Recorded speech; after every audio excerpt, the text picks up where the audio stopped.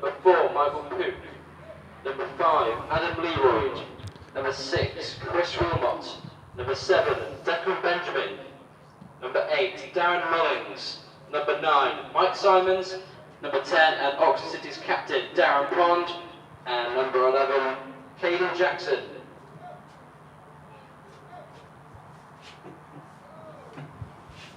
Five-goal bench for Oxford City.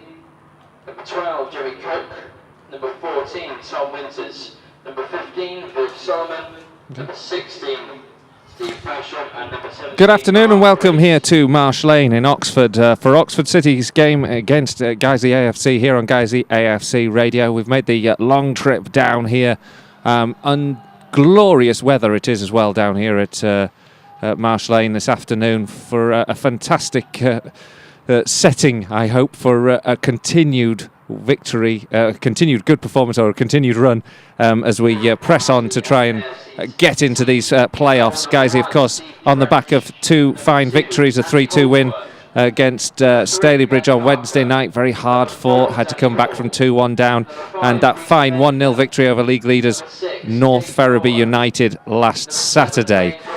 We are here. We're about 10 minutes from kick-off. It's Colin, Robertson and Nick Keefe this afternoon for this broadcast. And we're just checking that there are no technical gremlins. So as ever, if you can tweet us at Guiseley Radio, that would be greatly appreciated so that we can ensure that we're coming through live on air and with no problems. There's a good array of fixtures going on this afternoon in the Skrill North. So alongside Guiseley versus Oxford City here in Oxford, we will have Barrow versus Vauxhall Motors, Boston United take on Gloucester City, Bradford Park Avenue entertain Brackley Town. Of course, Avenue at the back of a good victory at Brackley last weekend. Colwyn Bay and Altrincham, a really big one there for the playoff places. Colwyn Bay have sort of fallen off the playoff hunt in recent weeks. Altrincham right in the thick of things, looking to potentially even break in on the championship title race at the very top end of the division, but certainly in amongst the playoff places where we'd like to be. Harrogate Town take on Gainsborough Trinity, and of course Harrogate Town with that 3-point deduction, level on points now with Guiseley, and we have 2 games in hands on them. They are the team that are just above us now in the division, and if we could just get a result better than theirs this afternoon, of course we'd leapfrog them with those 2 games in hand this afternoon. They take on a Gainsborough Trinity side who are right at the bottom, 38 points, 8 points clear from the relegation spaces, but with the amount of games yet to go, certainly won't be feeling comfortable. Leamington, they take on Telford United, so Telford, of course, now top the table after North Ferriby's defeat at our hands last Saturday. Telford will be looking to go to what is a tough place to go to in Leamington and get 3 points. North Ferriby entertain Stalybridge Celtic, our 2 previous opponents, coming together on a Saturday afternoon to really fight for their lives at the different ends of this division. Ferriby, of course, need to get 3 points to get back in, having dropped 4 in the last couple of games. And with Stalybridge Celtic battling away just a point above Histon, right at the bottom of the division, they need the 3 also. So that'll be a very interesting one to watch. And Stockport County take on Hensford Town, and Worcester City play Histon, and Workington take on Solihull Moors. In the lineups this afternoon, we have, I'll just go through the team news. We have a couple of changes to the Guiseley team, so let's just bring you that as we speak. Stephen Drench is in goal. Andy Holdsworth, Ben Parker, Danny Hall and Reeton Main will be the back 4. Still no Danny Ellis, who's unable to join us for personal reasons this afternoon. Jake Lawler, Wayne Brooksby, Danny Boschel, Adam Boys, Alex Johnson and Gavin Rothery complete the lineup. So Kevin Hosgrove drops to the bench after an very busy week of football. Michael Potts, Danny Forrest, Steve Dickinson and Kyle Harrison on the bench this afternoon. We'll go through the Oxford team a little bit closer to kick-off, but I think we can be joined now by Nick Keefe, and he's ready, mic in hand, to give us his expert opinion, so I can stop this sort of tirade of verbal diarrhea as I think I've just displayed in the first few moments of this broadcast, and say good afternoon, Nick. And this afternoon it's a beautiful game. It's a rough pitch, and it's an important one for both sides, isn't it? It promises to be a really key fixture in this season. Yeah, as we came down today, I'm afraid I've got that feeling, and I don't want to be the doom merchant here, but this has got banana skin written all over it. After a late midweek game on the Wednesday, there was an energy-sapping second-half comeback that they had to put in everything to get a result from the game, the Guiseley players. To come down here today, long journey, made longer by problems on the road network, and supporters' bus only arrived a few minutes ago, and so you just wonder whether they might just take a little bit of time to get going today, the Guiseley boys. And then looking at the pitch, we said when we came in, this looks a bit like what the Nethermore pitch could have been if we'd played through some of those times where games had to be called off. It looks like they've had a similar problem with some of their pitches, and it's been similarly boggy, and they've played through it. And what they've had to do is put an awful lot of sand down in the middle third, and the goal mouths are looking pretty sparse of grass as well. The word is it's pretty firm out there, so as long as we can get a game of passing football on here, it might not affect the outcome too much. But it's another factor to consider in what's already been a pretty busy week for the Lions. Yeah, we were talking to some of the home officials as well, and it is a tough pitch. It's probably the same. It's certainly the same for both sides. And look at the quality that they've got in their side, and yet they are second bottom, 25 points from 32 games. 6 points adrift in the relegation zones. Yet they've got some really good players in here, and one that really stands out for me in their starting lineup, which we'll go through shortly, is Mike Simmons. So the quality that they've got here is there, and that surely is a warning sign. Yeah, there's a lot of players who are names that'll be familiar to anyone who follows non-league. They're players that have played at this level or even a level higher. It's hard to look at it to see why Oxford are City are where they are in the table. I think the word from the people we've spoken to since arriving in the ground is it's just not come together really. They haven't been able to put their finger on it. But there's certainly enough talent out there that there's potential problems for Guiseley today if they struggle to impose themselves on the game. Well, we're about 5 minutes from kick-off, and on a Wednesday night, Guiseley faced a tough Stalybridge Celtic side battling for their lives right at the bottom, and we came away with a fine 3-2 victory, but it didn't look always like it was going to be so much that outcome. And I spoke to Mark Bauer at the end of that game, and here's what he had to say. I'm joined now by Mark Bauer after the 3-2 win at Stalybridge Celtic. Mark, I'm sure it's not a vintage performance, but 3 points, and a very valuable 3 points tonight. Yeah, hopefully the way in which we got the points, coming from behind late on in the game to win it just gives us that lift, and the dressing room feels like a good place to be again after the game today. But we'll have to perform better. But maybe straight after the game and during the game you can be overcritical and disappointed, but just reflecting on it a touch, you think we've had such a heavy fixture list. We've had so many games that we've played recently that it can take a bit of time to get going. Saturday obviously was a big effort and possibly took a bit more out of us than we realised, and it took the introduction of some fresh legs really to just inject some life into us again and play their parts in two vital goals to get another 3 points.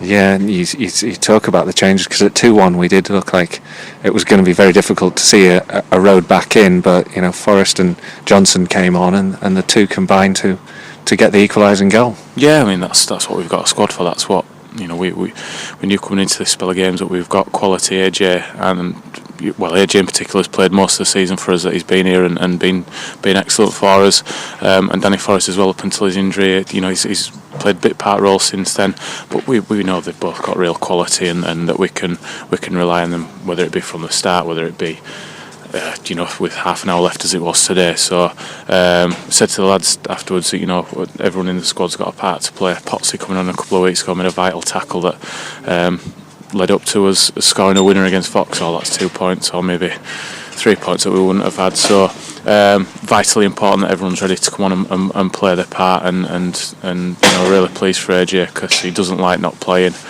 Pleased for him to come on and get that goal, and then obviously play a part in the winner as well. Yeah. You said on Saturday it doesn't matter where you get the 3 points, the 3 points are the same, and I guess it's the same again on Saturday really. Another trip to Oxford, not on great run of results, been beaten quite heavily in the last couple of games, but can't take them lightly. No, I can't take any team lightly in this league. You look at the results last night. I don't think after seeing Ferriby on Saturday, you'd have fancied them to go to Workington and win comfortably. And by all accounts, they were lucky to scrape a point in the end. And I've said it before, but in this league this year, there's no easy games. There's no fixtures like there possibly have been in the last couple of years where you can almost bank on a result. Oxford will be no different. They've spent a decent budget there and some good players that we've come up against at clubs that have been fighting towards the top end of our league. So we have to go there, play better than we did tonight. But if we show the same desire and willingness to sort of grind a result out as we did tonight and we did on Saturday, then we'll be looking to get another 3 points on board. Mark Bauer there talking to me after the game against Stalybridge Celtic down at Bowerfold on Wednesday evening. The two sides are now coming out onto the field. They're just lining up, ready to get underway, coming out. Led by the referee this afternoon, Simon Barrow. He's going to be assisted by Gareth Hubbard and Philip Hardesty. We'll just go through the two teams again. To start with, we'll look at the home side, and the Oxford City lineup is as follows: Matt Bullman, Dan West, Paul Stonehouse, Michael Pook, Adam Leroyd, Chris Wilmot, Declan Benjamin, Darren Mullings, Mike Simmons, Darren Pond, Caden Jackson, and then on the bench, Jamie Cook, Tom Winters, Viv Solomon, Steve Basham and Mark Preece. So we then line up ourselves as follows, with Steve Drench, Andy Holdsworth, Ben Parker, Danny Hall, Rhys Maynell, Jake Lawler, Wayne Brooksby, Danny Boschel, Adam Boys even, Alex Johnson, Gavin Rothery. And on the bench, Kyle Harrison, Steve Dickinson, Danny Forrest, Michael Potts and Kevin Holsgrove. You'll have to excuse me if I'm mixing my words up a little bit. It's been a long drive down, Nick, hasn't it? Yeah, it has, and it was gave us plenty of time to have a chat about the game today. And I think we're both similarly pessimistic, aren't we, as supporters? I don't think we're expecting a steamrollering top versus bottom sort of game today. I think looking at the players that Oxford City have got and the fixture list that Guiseley have had, I just have that feeling. Anyway, I hope I'm wrong. But yeah. Well, another big game, of course, this afternoon that's going on with a big Guiseley contingent involved as the FA final involving the Wharfdale FA's under-17s, and so a big shout out to them this afternoon. I think from Twitter they were leading by a 0-0 at half-time. Don't forget that they hadn't won that tournament or reached that final since the late 60s, so that'd be a fantastic result for them. The referee's now just calling the two players, sets of players together, and there's going to be a minute's silence very shortly after they do the coin toss in memory of an Oxford City fan who sadly passed away, Norris Allen, I believe. And once the referee does that, we'll just go silent for a minute before we join back with the broadcast.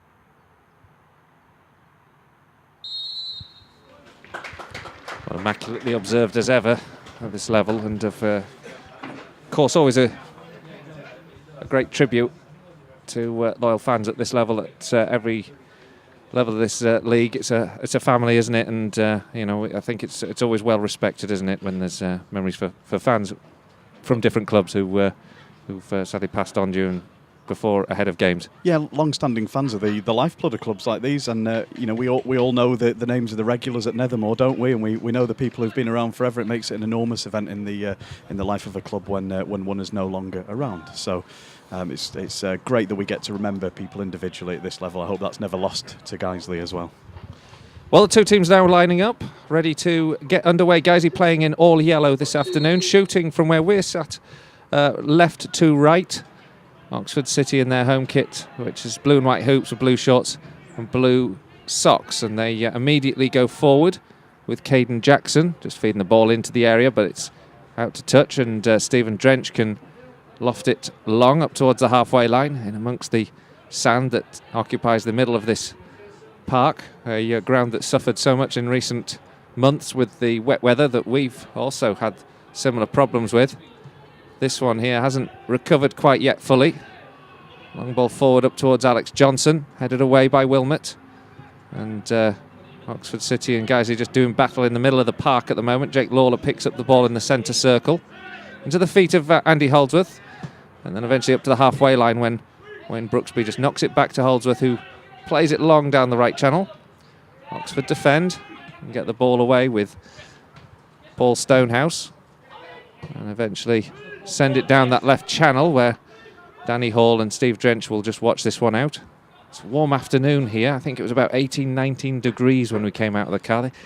The temperature change is going to make a difference, isn't it? It does take it out of you when you're running around on a warm day like this, comparative to the sort of lower temperatures we've had recently. Well, it's completely out of the blue as well. I didn't believe it when I looked at the weather forecast today, because it was 10 degrees and grey and horrible up in Leeds. But it's a beautiful summer's day down here. Hopefully that'll be enough to wake some of the lads up after they'll be a bit stiff following a Wednesday game, I'm sure, some of them. And but with the sun on their backs, maybe that'll liven them up. Don't know about them. I'm still tired, actually, after travelling around to 2 games during the week. The goal kick from Stephen Drench has taken a long time to be taken. Eventually, when it does so, it's nodded out by Oxford for a Guiseley throw on the halfway line. Referee Simon Barrow just telling Andy Holdsworth not to go any further. And Guiseley take the ball, but are closed down and chased down by Oxford City, of course, fighting for their lives in this division at the moment. Hit the ball up towards the edge of the 18-yard box. Guiseley clear and hit touch. Yeah, and just slightly lackadaisical from Andy Holdsworth there. Just a bit of a low energy attempt at a clearance. Got chased down very easily by Stonehouse, the opposition left back. Back underway now here with Simmons, who lays it back, and then eventually the ball's played out to the left flank where the fullback Paul Stonehouse comes forward. Beaten to it by Brooksby. And it's going to be the first corner of the game, and it's to Oxford City. No, sorry, it's a throw-in. I slightly miscited here. I thought it had gone out for a corner. But it's a short throw in the end, up from the corner flag. And eventually the challenge does come in, and it is a corner this time. Yeah, he stuck at it well, actually, did Stonehouse there. Trying to get the cross in past Brooksby, in the end was happy to just hit it off him for the corner. Not again. Was it not? No. Oh. This is the quality again. Sounded convincing, at least when I said it. Oxford still have the ball, though. Dan West inside the Guiseley half. Beaten away by Danny Boschel, though. Boschel takes over in midfield, plays it up to the halfway line where Alex Johnson threads the ball through towards Adam Boys. Bounces off the back heels of Boys and is well defended by Oxford City. They get the ball back into Guiseley's half. And then as it's thumped back by Danny Hall, Declan Benjamin takes a rather awkward touch and it goes out for a throw. Big day today for Alex Johnson, I think. He's worked hard to try and get himself a chance in the team again. And that looked like a handball by the keeper, who was outside the edge of his area, but nothing giving. What did you think? Yeah, it was a long ball. Just to let you know, it was a long ball forward that Johnson chased onto. Keeper came very swiftly out and looked like he'd just gone across the 18-yard box. Guiseley still have the ball here with Gavin Rothery. Gets a cross in, and it's out for a throw. I just think now that he's earned himself a starting place, AJ will be really looking to impress today. He is the club's top scorer. He crossed into double figures for the first time this week, but he'll be wanting to kick on from there and get himself back to a position where he can be one of the first names on the sheet for the run-in. Throw's taken by Mainel. It's about level with the penalty spot. Mainel gets the return ball, gets it into the area, looking to pick out Boys. Boys is beaten to it. Falls only to Jake Lawler, who gives it to Gavin Rothery, who takes a shot from the edge of the area, but it's no power or direction, and it's out for a goal kick. It's a good travelling contingent. Not a huge number of people in the ground. It's my first time down here, so I don't know what a typical turnout is here. But it's certainly the sort of turnout that the Guiseley supporters club who've come down on the bus certainly making themselves heard. I hope that's coming across at home. Long ball forward from the goalkeeper. And Guiseley defend it and send it long, looking to get Adam Boyes involved, but it's a good header from Chris Wilmot. And eventually Declan Benjamin and Darren Pond nod the ball on towards the edge of the centre circle. Guiseley take over. It's a bit scrappy in midfield at the moment. Pook now for Oxford City. Gets the ball into the feet of Simmons. He puts a pretty wayward pass into the feet of Jake Lawler. Wayne Brooksby can take the ball over the halfway line now. Sent long now by Danny Boschel up towards the edge of the 18-yard box where Boyes is battling for it with Dan West. And Boyes feels he's got a corner, but the referee points to the goal kick. Dan West doing well just to shadow that one out. Neither team managing to impose themselves in midfield just yet. We're just waiting for the game to settle down and find a bit of rhythm. Try and bring you the scores as they go around the Skrill North this afternoon. As much as we get the updates. There is a goal already in the Colwyn Bay Altrincham game. Sean Densmore scored for Altrincham, so they are 1-0 to the good. And just fair warning for anyone following the Guiseley account this afternoon, I'm pulling a bit of a double duty, so there'll be fairly sparse tweets on the official Guiseley AFC, at Guiseley AFC Twitter account, because I'll be filling in what I can when I'm not needed to provide whatever I'm doing right now over here. You're not doing too much over here, don't worry about it, Nick. Stephen Drench with the ball at his feet inside the goal area. And it's returned all the way back to him. If it sounds a bit sort of uneventful so far on the field, 6 minutes gone, 0-0. It's because so far really it is. It sounds like it was fairly eventful on the bus on the way down with the supporters, though. They're in fine voice, aren't they? The ball goes towards the Oxford backline. It's cleared long. Drench has to come out of his goal because Caden Jackson anticipated the flight of the ball well, chased up after the ball. It's just gone over him and Drench and out for a goal kick. Drench is sometimes a little bit unconventional in those situations, isn't he? He always does the same thing, so he seems to know what he's doing and he's happy to shepherd it out as though he's a defender. But you do have those odd, quite scary moments where he's a long way from home and he's trying to see the ball out one-on-one up against the defender, when you worry whether the keeper should be doing that. But he always does it very well. Simmons now with the ball for Oxford, takes a shot from distance. It was a poor shot, but it was in difficult turf right in the middle of the park. It's a bit like a beach in the middle of the pitch, actually, because there's so much sand there. It was difficult for him to get the shot away, and in the end it's just harmlessly out for a goal kick. One thing to remember about Oxford City is, although they are in those relegation spaces and they have come off the back of 2 4-0 defeats this week, they have games in hand on those teams above them. They have 3 games in hand, I think, on Stalybridge, and only 6 points to make up. Benjamin now with the ball for Stalybridge Celtic, for Oxford City, and he lays it back to Pook. Pook sends it long, and in the end Simmons was caught in an offside position, so guys will get a free kick. Yeah, you can understand why they've got games in hand. Looking at the pitch, they've had very similar problems to what we've had at Nethermore by the looks of it.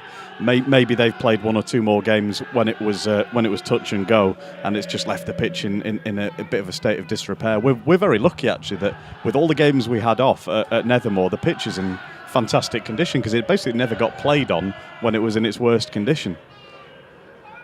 Yeah, there were a couple of games, weren't they, called off that were real touch and go stuff.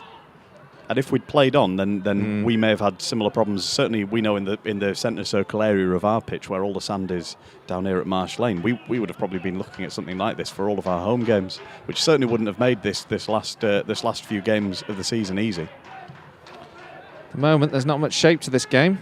Oxford City now on the ball. Just win the ball after Jake Lawler fails to win the header, and Stonehouse comes forward from left back to the edge of the 18-yard box on the left-hand side, gets a good cross in there. It's picked up here by Mullings. Darren Mullings takes a shot. It's taken a deflection from Wayne Brooksby, and it's gone behind for an Oxford City corner. This time it is a corner.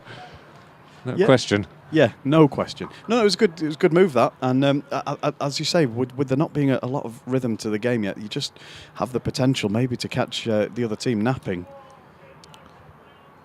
So we just wait for the corner to come in. Oxford City got plenty of players forward. We've only left Alex Johnson up in the centre circle. Everyone else is in the area. There's about 7 or 8 to aim for here. The ball comes in towards the edge of the 6-yard box, headed away. Jake Lawler with the header, and then Adam Boys is pushed in the back on the edge of the 18-yard box. And a rather cheap free kick from an Oxford City perspective to concede is. Guiseley have a chance just to take the ball forward now because they move it quickly from the free kick up to the halfway line. Jake Lawler feeds Alex Johnson. He's got 2 or 3 players around him. Can't dribble round them, loses the ball. And then, rather unconvincingly, is sent long by West, and it's gone all the way out for a goal kick. I wouldn't be surprised if AJ is the one that they lead forward from set pieces like that today, even though Adam Boys is the lone out-and-out striker. Just because the extra height in the area of Boys, and AJ's very good at holding the ball up with his back to goal, so he can provide an outlet when the team are trying to push out. So that might be the way they use it. Actually, at the moment, it's almost flatter than that. The team are almost lining up a bit more sort of with a flat midfield and 2 up front. But that's not been the way of it for the time that we've seen under Mark Bauer. So I think that might just be that AJ's just moving around a little bit. Ball sent forward now by Oxford City. We're looking for Stonehouse again coming forward down that left flank. It's just overhit and gone out for another goal kick. And Hensford have taken the lead. They're leading at Stockport County this afternoon. And Anago and Tamark has scored the goal there. Well done. Probably not pronounced that correctly. That's worth a try. It was worth an effort. And of course also earlier on we heard that Altrincham were a goal to the good. It's 0-0 here, 11 minutes gone. Guiseley AFC radio. And Guiseley and Oxford City doing battle at different ends of the table this afternoon, but Oxford perhaps having better of the early sparring in this first 10 minutes or so, without any clear-cut chances being created for either side. The ball picked up now by Darren Mullings in midfield. Laid forward down the right-hand side for Caden Jackson. Jackson's adjudged to have fouled Reece Maynell. Linesman's flag goes straight up, and Guiseley have another free kick. Goal just gone in for Telford at Leamington. They've just taken the lead, a penalty, just in the 15th minute. Of course, we'll be seeing them on Tuesday. That will be a different, a different feel about it altogether, won't it? That could be a key game. But this one's key as well, 6th place in the table with a chance to get a berth in the playoff spaces tonight if results go favourably. Yeah, this has to be one that when they've looked at the running in the fixtures, they might not be expecting to get anything against Telford. They know that Telford are maybe the best team in the division, but really need to be collecting points today if they can. Well, guys, have just won a free kick about 25 yards from goal. It's a good position. Alex Johnson just pushed in the back after a long ball forward. Poor one for Oxford to concede. When Brooksby stands over it, it's about 10-15 yards from the edge of the 18-yard box on the left-hand side as Guiseley attack the Oxford goal. And this is probably a bit too far as a shooting opportunity, but certainly a chance to get the ball into the area. Yeah, Wayne Brooksby's delivery on set pieces has been fantastic recently, so he's got the choice of an ambitious shot or to try and get something to one of the tall players. Jake Lawler's up and Danny Hall's in the area. So Wayne Brooksby stands over this ball. It's 13 minutes gone. Still 0-0 here. Brooksby delivers the free kick. Up towards Hall, who's in the area, who's ahead on by Boys, and a great reaction save from Matt Bullman. Boys and Hall were the target men. Boys got that just ahead of Hall. The two were free. A good header, but a great save from Matt Bullman at his near post to push it round, but it's a Guiseley corner. Brooksby takes this one, whips it in towards the edge of the 6-yard box, punched away by Bullman. And the goalkeeper certainly has earned his money there in those two instances. Oxford counter-attack though now. And Danny Boschel with a rather unconvincing clearance. Gives it straight back to Mullings. And Oxford press forward and then a shanked ball forward up in the air is giving Caden Jackson an awful lot to do. Guys who win the possession back now in midfield with Danny Boschel. Boschel over the halfway line, hits the referee with the ball. And Oxford City come away with it. Not much that Simon Barrow could do about that. Picked up now by Paul Stonehouse. Oxford trying to pass their way through. Darren Mullings now and Stonehouse combine on the left-hand side. Jake Lawler on top of the full-back. He played it forward. And it's taken away by Adam Boys and Wayne Brooksby eventually. And Guiseley have defended that one well. Now have a chance to go long as Rhys Maynell sends it up towards Adam Boys. Boys gets a nod down, sends it towards Alex Johnson, but it's intercepted before it lands for him on the edge of the 18-yard box. Guiseley get the second phase though here with Gavin Rothery feeding the ball into the penalty area. Taken away once again by Oxford City, sent long. And it's going to bounce kindly all the way back for Stephen Drench. Nice passage of play for Guiseley, starting with the free kick that Brooksby took onto the head of Boys, and it was going for the top corner. Great save by the keeper. And since then, Guiseley have just livened up a little bit in midfield. It was a good interception as well by the referee there, who's obviously been watching Guiseley recently, knows that Danny Boschel likes to use his midfield. He likes to play a square ball and create some space for the team to push on, and he got himself in there and successfully intercepted the assistant manager's pass to give Oxford a chance. Jake Lawler's just been bundled over, and it's a free kick to Guiseley inside their own half. Another goal in the Glenn Walker's scored for Brackley, so it's Bradford Park Avenue 0, Brackley Town 1. It's one that could have some significance, with Brackley on 56 points, just a point behind ourselves now.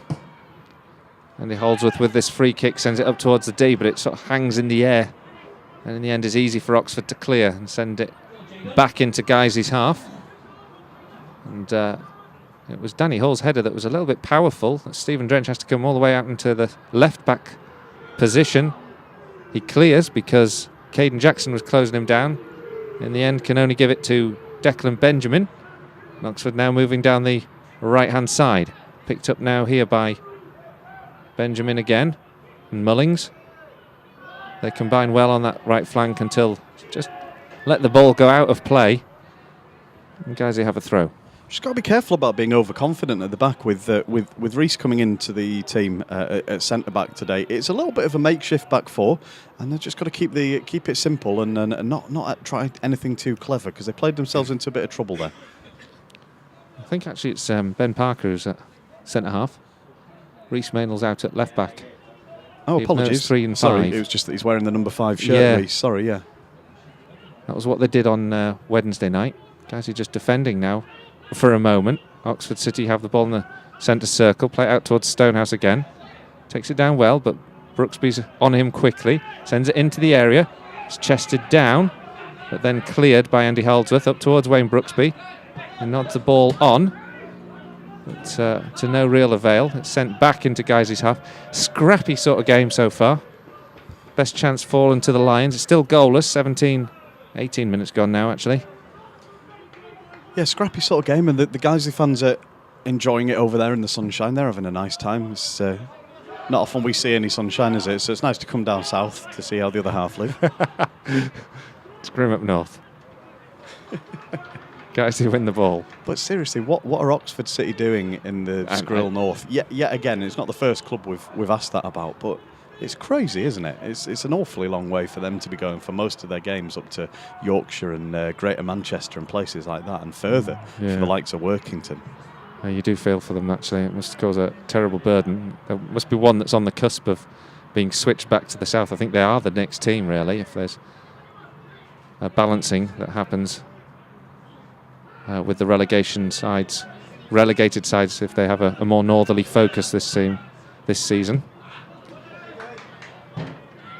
Meanwhile, Jake Lawler's just been on top of the ball on the halfway line, but sent it over the stand that we're sitting in, this near side, so it's a new ball required. Guiseley just wait for the ball to come back in, and it's going to be an Oxford City throw. 0-0 here on Guiseley AFC radio. Paul Stonehouse now with the ball for Oxford City, sends it towards the edge of the 18-yard box. Beaten away, Michael Pook takes over for Oxford. They've got players forward still. They send it long on towards the edge of the 18-yard box. There's a chase on for it from Caden Jackson, but it's gone beyond him and out. And so far, Oxford have been playing the long ball, or the direct football, but without much of effect, haven't they? No, it's been easy, and there's just been a lot of Drench and Hall in particular just watching the ball out for corners, overhit passes, and they've obviously decided that's the tactic they're going to go for today. But it's not bringing any joys yet. I still think this is a banana skin. There's something strange in the atmosphere here. There's something about the sunshine, and there's not an intense atmosphere, and there's no shape to the game out on the pitch. I've just got, I don't know. I want to see guys step up their intensity and their tempo a little bit, and start to try and make some more passing moves happen. Danny Boschel in midfield, tackled well there by Darren Pond. The Oxford City captain wins the ball back in the centre circle, gives it to Pook. Pook is shadowed by Jake Lawler, who's a big old shadow as well, but still does well to get the ball through to the left flank, where it finds Stonehouse again, given to him by Dan West. Stonehouse cuts inside, goes to the edge of the 18-yard box, and then tries a little reverse pass to pick out Pond. It's just beyond him, and it's going to be picked up by Drench. Don't feel you are tuning in. Your feedback is always vital to us. If nothing else, to know that we're coming through loud and clear. How vital? Vitally vital. Vitally vital. This is the quality you get. And if you want to tweet us at Guiseley Radio, it'd be greatly appreciated. Can't always follow the comments on the YouTube page because of the way that we broadcast this, so the tweets are the best method for getting through to us. So at Guiseley Radio, if you've just got a chance to let us know we're coming through. Now Oxford City come through here. There's a ball sent forward for Caden Jackson. He looked to have broken the back line, possibly been offside, but the flag stayed down. Had to check his run, gets it into the feet of Stonehouse. Stonehouse goes to the byline. Good blocking tackle from Andy Holdsworth, but it is a corner to Oxford. And just as you were alluding to, Nick, just a sleepy ball forward. And Jackson, if he could have turned instead of checking his run, would have been through and goal. Yeah, it's impossible for us to know from here whether it was onside or off, but the guys in the defence were statuesque, just caught napping, really, and Caden Jackson managed to make a corner out of that situation as a result. Corner from the left-hand side as Oxford attack the Guiseley goal. Again, they've got plenty of blue and white shirts in that area. The ball whips in towards the edge of the 6-yard box, flicked on by Simmons, and it's gone behind for a goal kick. Visiting fans are a little bit less convinced as the provenance of that effort, but that was a dangerous opportunity, wasn't it? Well, every corner's a dangerous opportunity, and just being one sort of tall centre back short in the team, missing Danny Ellis, Ben Parker, and Reece Maynell, being the two guys who have kind of got to look after that role between them. Neither of them's anywhere near as tall, so it means Jake Lawler has to drop in as though he's a centre-back from the corner and mark up, and so there's a little bit of shuffling around to be done. I think set pieces is an area that City will think they've got a decent chance for the rest of the game. Ball trundles back to the goalkeeper, Matt Bullman, from Guys' clearance. Just don't want to name-check them too often. It's a flag up against Oxford City at the moment. But in the Skrill Premier, we're seeing that Halifax are leading 1-0 against Luton Town. It would be quite a scoreline if they could hold on to that. Long ball forward now from Guisey. Forced a rather hasty clearance. It gives Guisey a throw right down by the corner flag on the right-hand side as we attack their Oxford City goal. And up comes Andy Holdsworth to send this one in. Guys, you've got players forward now. 23 minutes gone. Still goalless. Holdsworth with the throw into the feet of Alex Johnson, down by the touchline and back at the corner flag. Holdsworth gets a cross in. It's blocked. Picked up now by boys on the edge of the area. Feeds it into Alex Johnson. Back out to the right-hand flank where Holdsworth crosses. Headed away. And out for another throw-in. Right up by the corner flag. And Andy Holdsworth will take.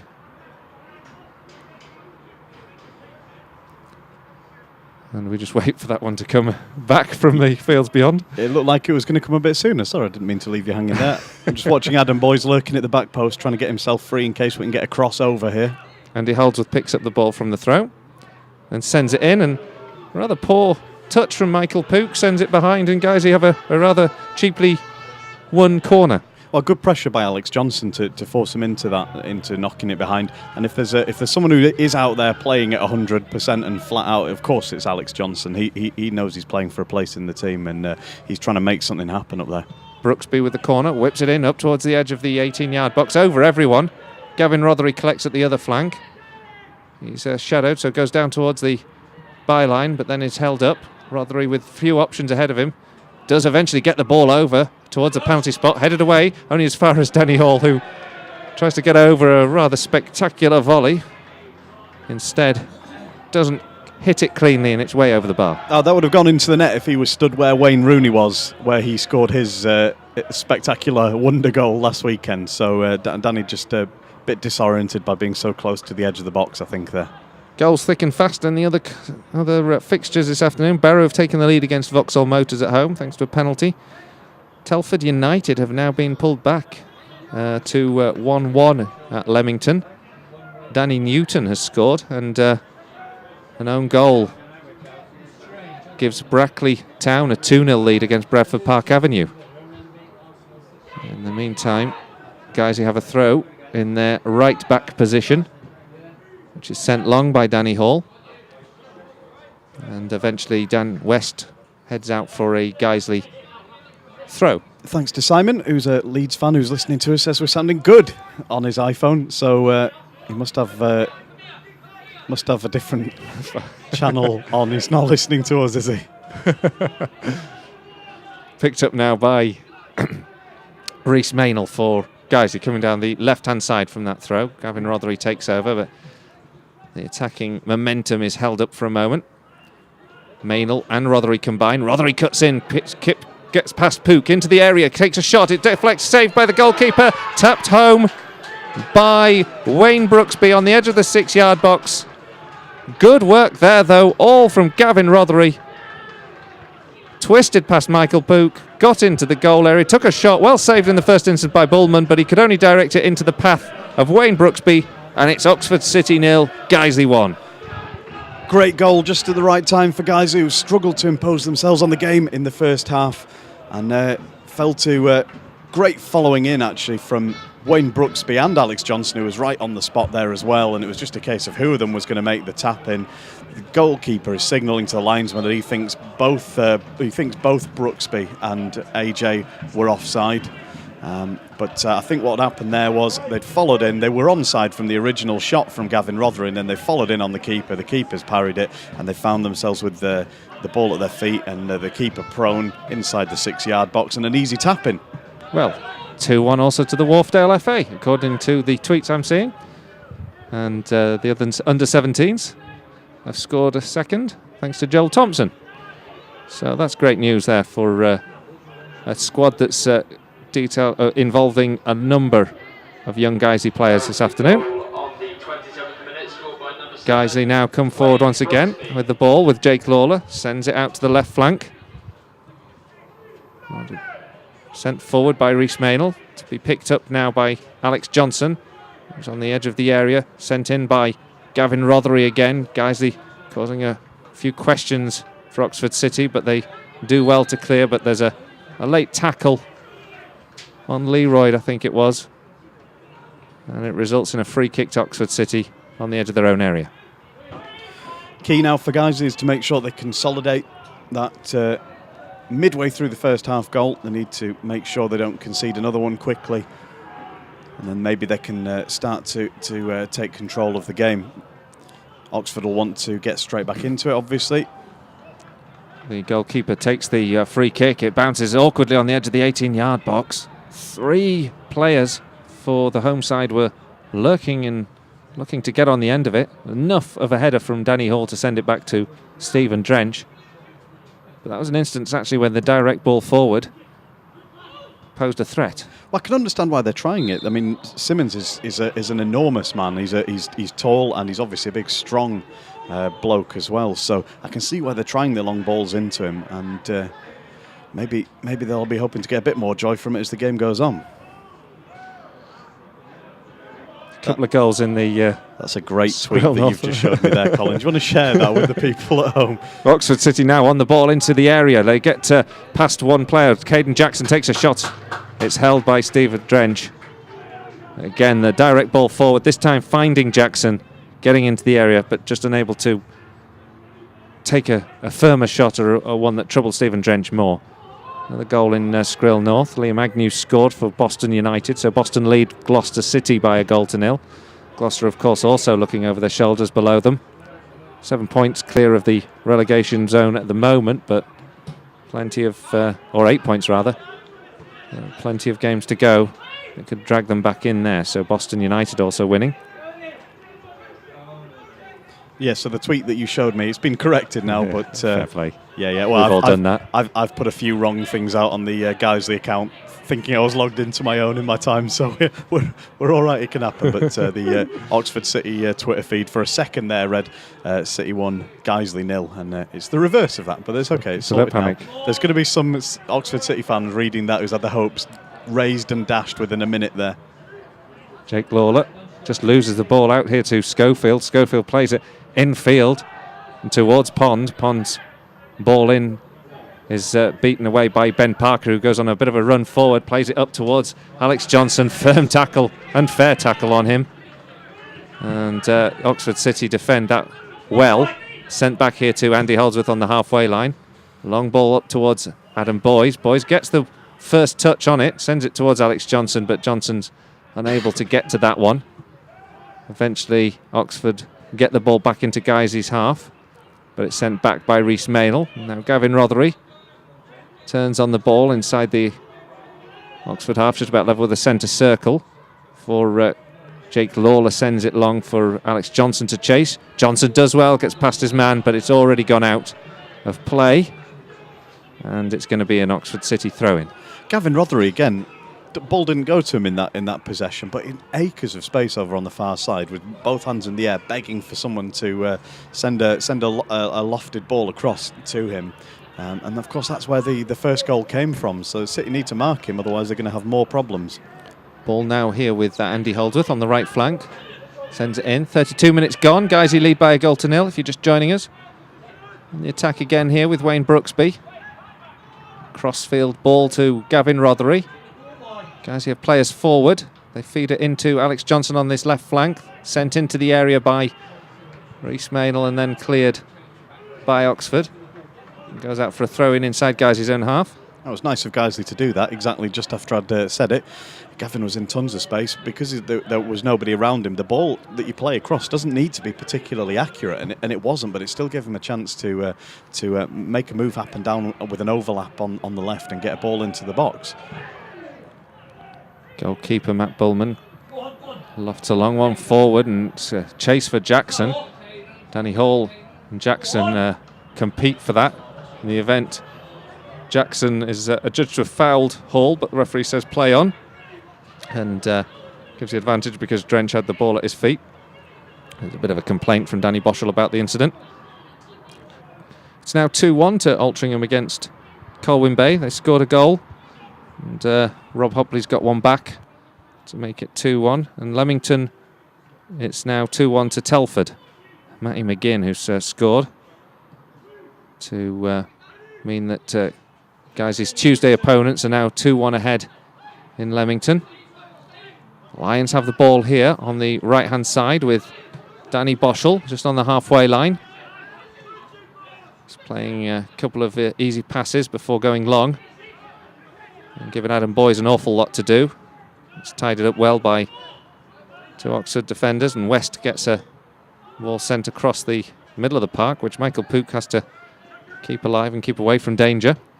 It goes long. Simmons nods on, looking for Jackson to get on the end of it. Stephen Drench has to come out of his area. Awkward bounce on the ball in front of him. Then Parker and Jackson having an almighty tussle at the edge of the 18-yard box there as Parker tried to shield him away from the loose ball. Good defending in the end, and it's back at the feet of Stephen Drench. Just realised after teasing the Oxford City tweet, I hadn't actually tweeted the goal on the actual Guiseley one until just now. So it's a while since I've had to do double duty. So ultimately, Nick, what you're saying is it was 1-0 to he got Oxford it. on He got Twitter. it wrong and right in about 1,000th of the time it took me to put anything on there at all. I think that's karma, Nick. I think that's karma. Yeah. The ball picked up now by Andy Holdsworth, just inside the Oxford half. Sends it out to the left-hand side. Guys, you have players forward here, but Rhys Maynell's in possession. A good 1-2 between Maynell and Rothery. Maynell will try and get a cross over to the back post. It's up in the air and difficult for the goalkeeper, Matt Bullman, to deal with under pressure from Alex Johnson. He does well, gets a firm palm on it. And Oxford City can come forward, but Schofield's rather hurried ball forward is easy for Holdsworth to pick. Now Guiseley take over with Gavin Rothery coming down the left flank. Sends it infield here for Danny Boschel. Guiseley have players lining up on the edge of the 18-yard box. Boschel prefers Holdsworth as the outlet. On the right-hand side now with Wayne Brooksby. He's cutting infield now. Sends it into Jake Lawler, but it's patient build-up here from the Lions. Lawler sends it out well to the left side where Gavin Rothery takes over. Good tackle there on him. And in the end, a free kick is given to Oxford for a late Guiseley challenge. And now Wayne Brooksby's being called over for something. And I think the captain, Andy Holdsworth, he wants to have a word, I think, with Danny Hall. I'm not quite sure what's going on here, actually, for a moment, Nick. No, that's all a little bit strange. You all got a little bit bad-tempered over the far side. Guys, they thought they were going to make something better of the move, and then it came to nothing, and they got a little bit frustrated. But he's calling you back for something to do with Danny Hall. Probably something that's just been said or whatever off the ball, but he's obviously called over the captain, and I think probably from the referee's point of view, trying to give Danny a chance to either calm down or avoid getting himself booked or something. Not clear to us exactly what's happened. I think he was still riled by that earlier challenge with Caden Jackson earlier on when he came through the back of him, I think, is his view of it. He's good refereeing, though. You know, he's called the captain and the player over. He's made his feelings clear. He'll have told them what they need to not do to avoid Danny getting a card of some sort, and then they're going to let the game go ahead. Goalkeeper Bullman takes the free kick. Picked up now by Wayne Brooksby in the halfway line. Gavin Rothery steps across on the left flank, gives it infield to Jake Lawler. Danny Boschel has it, still inside Guiseley's own half. Sort of big gap between the back line and the front line, so it's obviously going to go long. Good flick on by Adam Boyes, who gets on the end of the long ball forward, but can't find a fellow attacker, and Oxford City now come away with the ball. Schofield laying it back. Very quiet here at Marsh Lane this afternoon. Long ball forward from West is chested down from Simmons, picked up on the right-hand side. Now Oxford can attack with some intent. The ball whipped in towards the penalty spot, cleared by Ben Parker. Taken down by Danny Boschel. In a bit of a quagmire on the edge of the 18-yard box. He does well to keep hold of the ball. And then sends the ball into the feet of Wayne Brooksby. And he in turn gives it to Maynell.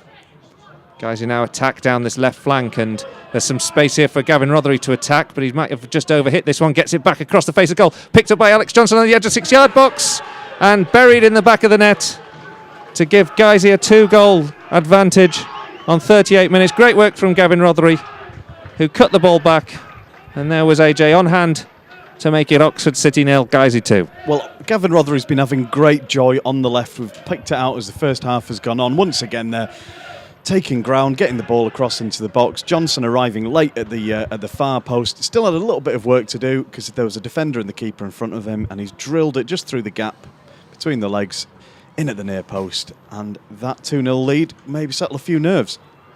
Well, thanks for all the tweets. Graham Baithwaite letting us know that we're nearly breaking the windows back here in Leafy Guiseley. I don't think your neighbours would particularly enjoy Guiseley radio blasting out, but great to hear. Lions winning, sun is shining, all is well in the world. Works for me.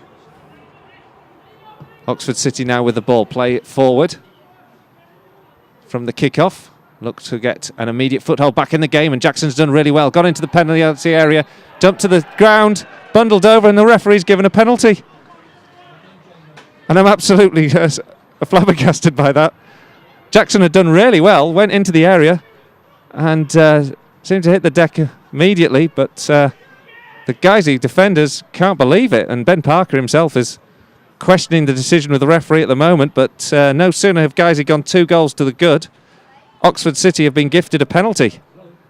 And whether it was a free kick or a poor decision, it's something that we shouldn't have let them have. And Mark Bauer will be furious about that. So a penalty kick to Oxford City. Guiseley are leading 2-0 at the moment. And it's going to be Darren Pond who will take the spot kick. I'll take back what I said about settling nerves. This will put a light under the Oxford City team if they can get a goal back straight away here. So 2-0 to Guiseley at the moment, but Oxford City have a penalty. 40 minutes gone in this game. Darren Pond to take the spot kick for Oxford, the captain. Stephen Drench just bouncing on his line. Pond steps forward, takes a spot kick, shoots it. Drench saves, the rebound will go in, surely, yes. Buried by Caden Jackson, the man who got the original penalty decision in his favour. And after 40 minutes gone, it's now Oxford City 1, Guiseley 2. Heartbreaking situation for Guiseley. Drench making the save as he did so recently and so impressively to save Guiseley's bacon. He did it again there, but good following in by exactly the sort of good following in that led to Guiseley's first goal. In fairness, first onto the ball after the sort of parrying save came back from Drench and an easy tap in. And at 2-1, Guiseley have got some more work to do before they can feel like they've got a commanding lead in this game. Well, the goals going in. Vauxhall Motors have equalised against Barrow, so it's now 1 each there. And Brackley Town are leading by 3-0. Stephen Moore with a penalty on 37 minutes. A miserable afternoon for Bradford Park Avenue. Lloyd Elams it was who's got the equaliser for Vauxhall Motors. Name we know well. Oxford City have got a goal back here against Guiseley, and now they look like they could press in these final few moments of the first half. A long one forward. Drench is pushed back by the aerial challenge of first Mike Simons, and then I think it was Darren Mullings who was following through. Nothing unfair about it, perfectly reasonable challenge. Drench holds the ball well. And Guiseley now need to just up the ante a bit with 2-0. You thought it could have been a good afternoon for the Lions, but at 2-1, the goal really does put the wind in the sails of Oxford City. And now Alex Johnson, he's just gone to challenge for the ball from the goalkeeper. He dropped it out to take the clearance and rather instinctively went to collect it, but there's no need for a yellow card for that. I just think it's a ridiculous decision that, you know, if that's a technical card that the referee's got no choice on. Alex Johnson's picked up a yellow card for going for the ball when the goalkeeper drops it on the ground. I agree that it shouldn't be a yellow card, but nonetheless, the rules of the game are pretty clear. That if you stop the keeper from clearing it out of his hands, then you'll get booked, and by charging it down off the toe end of the keeper's foot as he's making his kick, you are going to get booked for it. And it's just a little bit silly, a little bit naive. I know he wants to play with intensity and pressure at every stage, but he must have known that would lead to a booking. No, it's fair. It's fair comment. You know, you've got to know. You've got to know it's going to happen. It's just a sign, perhaps, of exuberance, but it didn't do Guiseley any favours.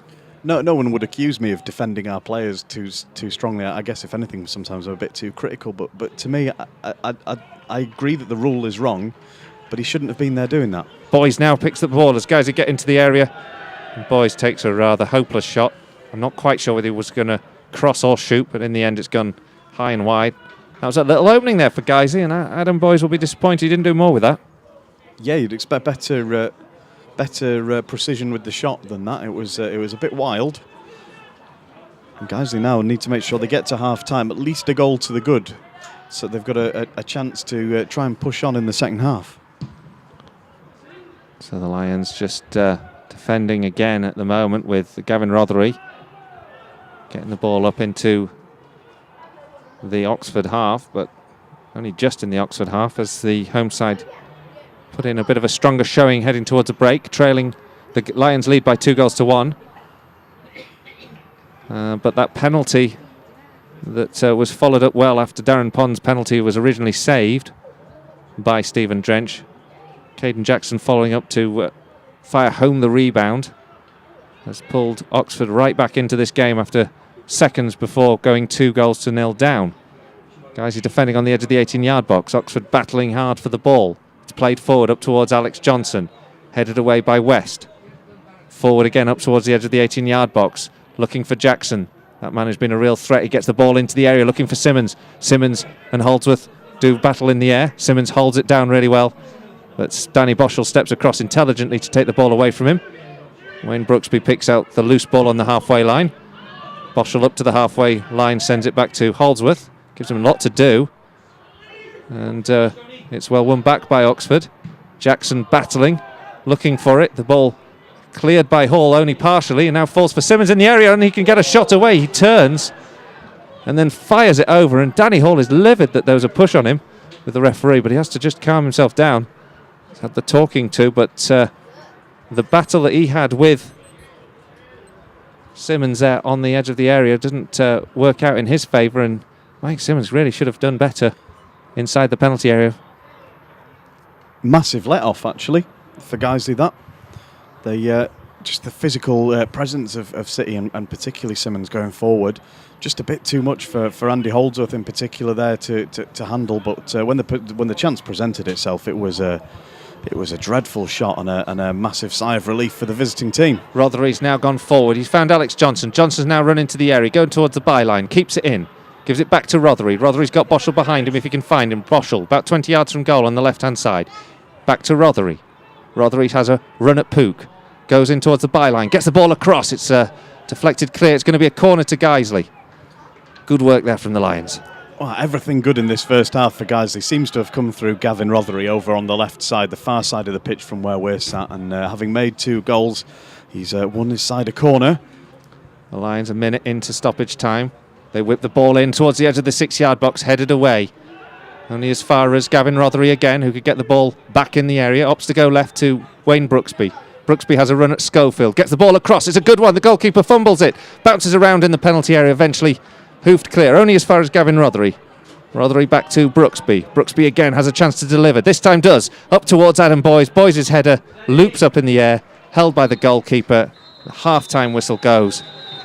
And Guiseley have had a good 45 minutes, and the scoreline, it's been a bit to and fro. Eventually the goal came from Wayne Brooksby that broke the deadlock on 27 minutes, getting on the end of a loose ball after the original save from Matt Bullman from Gavin Rothery's shot fell kindly for him. Alex Johnson added a second on 38, and it looked like it was game, set and match, to be absolutely fair.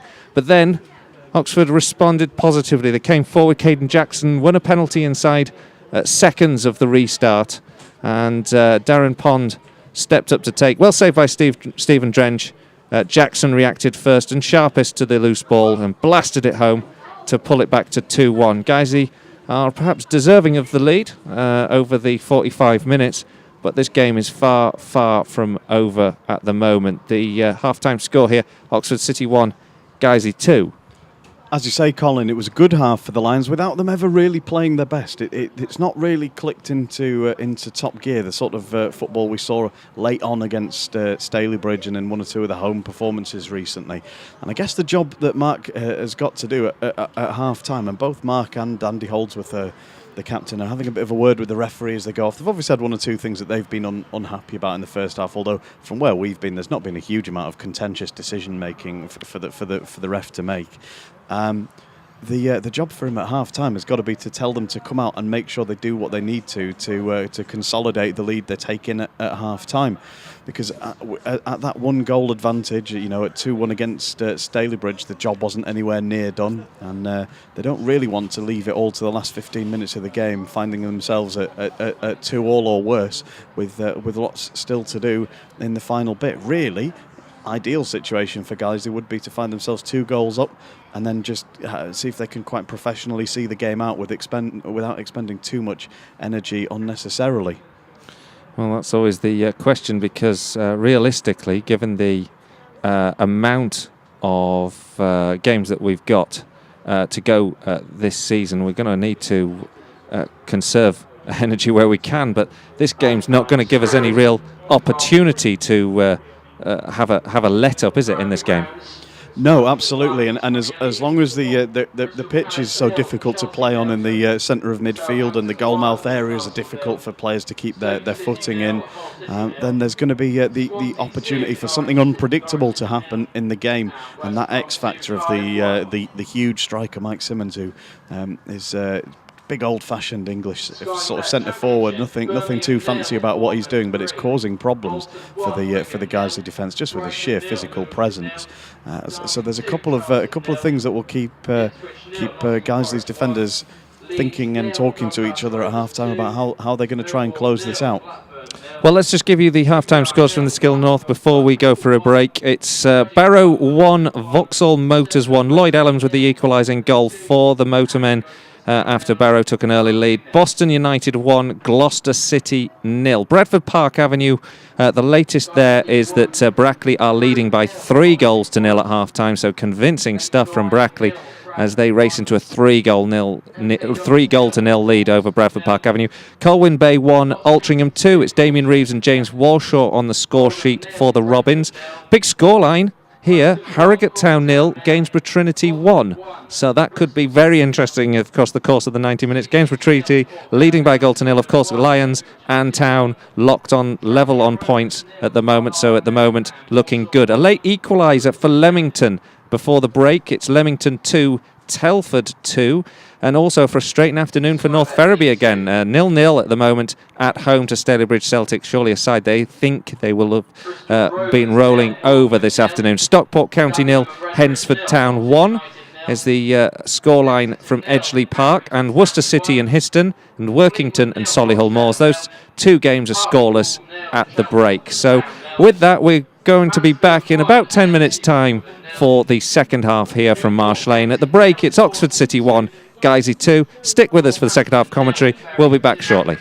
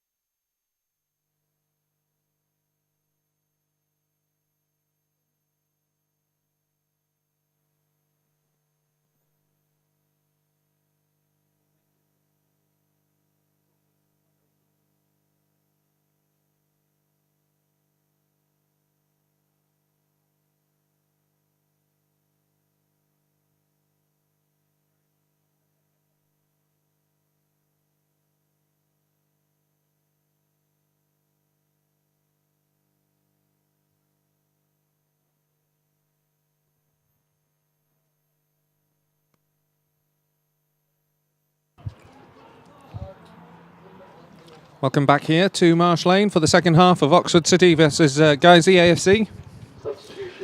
The good news at the half-time was that the Lions are leading by 2-1. The bad news perhaps is that we haven't really been as convincing as perhaps we might have been after going 2-0 up, conceding a soft penalty seconds after the restart. There's been a substitute for Oxford City, and they've taken off Declan Benjamin and replaced him with Tom Winters, a player we know well from his time at Brackley Town last season, causing us plenty of problems. And so this isn't going to be an easy second half by any stretch of the imagination, I'd have thought, Nick. Absolutely not. All to play for, really. It's got a lazy pre-season friendly sort of atmosphere around the ground in the sunshine, although there's a bit of noise there from the home fans as they gather behind Stephen Drench's goal for the second half. That's good to hear. But it's still got that feel of a slightly odd sort of a game where anything could happen. There's a lot of sand and gravel down on the pitch. Just tweeted a photo out of that, not to do anything other than let you know what the scene is like here. Not to disparage the situation. No, absolutely not. And it could have well have been our situation if one or two games that nearly went ahead had gone ahead, and the Nethermore pitch was in a pretty parlous state for most of January. So it just does that, but it just creates that X factor that could affect Guiseley's passing game in the midfield third. And unless they can get a bit more of their play going, then they're just going to be relying on Gavin Rothery, who's doing great things on the left, wearing the number 11 shirt today, to see if he can make another vital intervention or create another vital chance for Guiseley to restore that 2-goal lead. Winters at the heart of things for Oxford City early doors here. Plays a long ball forward into the feet of Jackson. Jackson sends it back to Winters. Winters gets a cross in that will give Oxford City a corner as it takes a deflection off Danny Hall. Now there's a chance here for the home side to apply some early pressure in the second period, and as Nick says, the home fans getting behind their side here as they sent a chance of getting back onto level terms. Guys, they're not covering both of their posts from this corner. Wayne Brooksby's on the near post at the moment, but no one watching the back post. 4 blue and white shirted players lining up around the penalty spot. The ball curls in up towards the back post, just beyond everyone. It's curling goal bound, but not on target, and it goes behind for a goal kick. Well, I'm afraid if they'd had somebody there, they would have been available to head it straight out and be a little bit more decisive than that. It became a little bit of a flap and a little bit difficult for Stephen Drench at the far post. But, maybe it's not something they worry too much about, but I'd rather see someone on each post from a set piece like that. So if you're just joining us for the second half, 47 minutes gone, and Guiseley are leading here 2-1 against Oxford City, but the momentum at the moment with the home side, and it's a chance for Jackson to have a run. Danny Boschel falls under his feet. Jackson claims a free kick, nothing given. Throw into Oxford though, about level with the 18-yard box on the right-hand side. We've come out of the trap strongly in the second half. Mullings now with the ball, lays it back here to Schofield. Schofield floats it up towards the back post, towards Tom Winter. Winter can't get it, but it's down there for Simon. Simon shoots, brilliant save from Stephen Drench. On the line, a really firm palm from close range just to force the ball away. Oxford still with the ball now. Back in here by Wilmot. Winters, who's made a difference since he's come on, plays it in towards the feet of the chest of Simmons, gets it back, crosses this ball in towards the edge of the 6-yard box, headed over by Ben Parker. Guiseley are really backs against the wall at the moment. Something we didn't really talk about in the first half is that, mainly because I didn't really pick up on it, is Oxford City are playing with a back three, and what he's done for the second half is he's brought Stonehouse, who was playing down the left in the first half, put him over onto the right. The substitute Winters, who's come on, much more familiar in that left role, in that left wing role. He's taken that position, that wing back position that Stonehouse had, and he's creating all sorts of problems since he came on at half time. Oxford with the corner from the right hand side as they attack this goal in towards the edge of the 6-yard box, flicked behind by Mullings. Goal kick to Guiseley, and a chance just to catch perhaps our breaths and perhaps take the sting out of this early part of the second half. Yeah, well, when you make a substitution, you hope it has an impact, and it has had straight away. It's given Oxford a completely different sort of threat down the left and the right, because Stonehouse has put in a couple of good balls already with his right foot. He was kind of stranded over there on the left in the first half. So Guiseley have got to adjust to the threat that presents itself now. And it's Winters again who comes through. He's bundled over by Holdsworth. Winters holds his arms up, complains. It's free kick to Oxford City, no question about that one. Holdsworth's just going to be spoken to by the referee today, Simon Barrow. Yeah, it was one of those that could even be a booking. We'll see what the referee says, but he just couldn't get out of the way, Andy Holdsworth. Winters was just a bit quick and knocked the ball past him, and Holdsworth couldn't turn and sort of move and run, get out of the way all in one go. So it's correctly given as an obstruction for the free kick. Well, the shape of this game has completely changed since the second half. Oxford City with all the pressure. Winters now with the free kick, whips it in towards the penalty spot, headed away by Danny Boschel. Guys, you haven't been out of their own half. Oxford City collect the second phase once again here. Dan West goes back, all the way back to his own 18-yard box. Guys, he tried to close down and just change the positions on the pitch, with Adam Boyes closing down well. Mullings now and Gavin Rothery doing battle inside Guys' half. Rothery holds on to the ball, 3 players around him, manages to squeeze it out towards Alex Johnson. He's crowded out, and Guys win the ball eventually with Ben Parker. Parker lays it back here to Rhys Maynell, but Oxford shown plenty of energy to close down. Maynell sends it forward, headed away by Leroyd, picked up now by Schofield, who skips past Rothery, sends a long one forward again, flick on by Simmons, looking for Jackson, good tackle from Danny Hall, lunging challenge to keep the ball away from Jackson, who was going through on goal if he'd got on hold of that ball. Picked up now by Holdsworth inside Guys' own half, and Guys concede possession rather cheaply. Danny Boschel not keeping it in, and it's a throw to Oxford just inside their own half. Yeah, completely different pace to the game. The tempo is so much higher since half-time. We've got a proper game on our hands now, and at the moment it's Oxford who are having the better of it. They've got a throw-in on their left, and they've got Guiseley penned back on the edge of their own area. Guiseley now pick up the ball with Danny Boschel. That was seamless, wasn't it? Yeah, thanks, Nick. I took a mouthful of Mars, but I have to apologise. Well, they've got another throw-in now, as you enjoy your cup of tea as well. We didn't have much time to get a turnaround here. No, I mean, thank you for going and fetching while I sat here and thanks. did nothing for half-time. Oxford City have the ball in the halfway line. You're not missing anything there where we rab it on. The ball not making any headway, but Oxford still have bodies in the Guiseley half. It's up now towards Jackson. Jackson with his back to goal, lays it back towards Simmons. Simmons sends it in towards the goal. It takes a deflection, and it's gone behind for another Oxford City corner. Yeah, and all hands to the pumps, isn't it? Only AJ left forward. Every other Guiseley player inside the penalty area. They know that this is an important time to hold out, to keep a hold of this 1-goal lead. 52 minutes gone. Oxford City 1, Guiseley 2, but it's all Oxford in the second half so far. It's Michael Pook who will take the corner from the right-hand side as they attack the Guiseley goal. It goes up towards the edge of the 6-yard box. Simmons gets a flick on it. Drench palms it over. Another corner to Oxford. Yeah, again, nobody on the back post for Guiseley. Drench was covering it, but he had to step forward because the danger was in the middle of his goal mouth. It was one that was going to clip the top of the bar, I think, and that's one that can bounce up in the air and go behind or come back down, so he had no choice but to just see it behind with his fingertips. Pook now with the corner again from this right-hand side. Again, up towards the back post, up to the head of Simmons in the end on the edge of the 6-yard box. Guiseley force it away, only as far as Winters on the edge of the area. He can't turn and get a shot away, but does battle to get it back out to Pook. Pook drills one in, goes behind. It's a goal kick. More dangerous times, isn't it, for Guiseley? Pook drilled that against the fascia at the front of the roof of the stand, against the advertising boards at the front there, but nowhere near being on target. If it had been, it would have taken some stopping because he really hammered it. Another scoreline that's to note. It's North Ferriby who lead now at home to Stalybridge by a 1-0. Nathan Jarman from the spot. If scores stay as they are, of course, that would mean Ferriby would go back to the top of the table this evening. The ball now back with Oxford City in their back line. They clear up to the halfway line. Picked up by Rhys Maynell. Maynell and Boyes combine. Maynell sends it forward up towards Alex Johnson. Good ball in here to Gavin Rothery. Edge of the D. Rothery gets a shot away. Well held by the goalkeeper. Straight at him, in fairness, Matt Bullman.